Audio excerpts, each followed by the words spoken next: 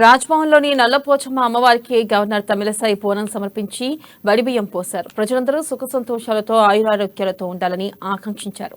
తెలంగాణ సంస్కృతి సాంప్రదాయాలకు ప్రతీకగా బోనాల పండుగ జరుపుకోవడం ఆనవాయితీగా వస్తుందని ఆమె పేర్కొన్నారు.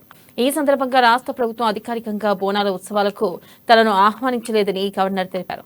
అందుకే రాజ్భవన్లో వేడుకలు చేసుకున్నట్లు చెప్పారు.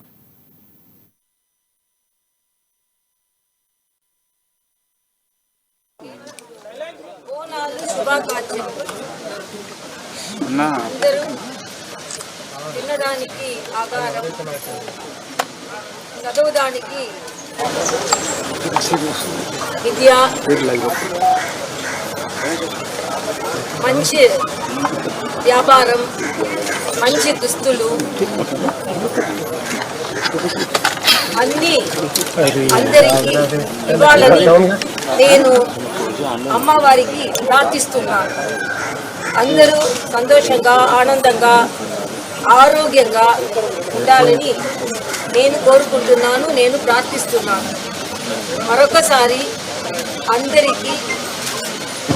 బోనాలు శుభాకాంక్షలు. అందరికీ అన్ని సౌకర్యాలు ఇవ్వాలని నేను ప్రార్థిస్తున్నాను.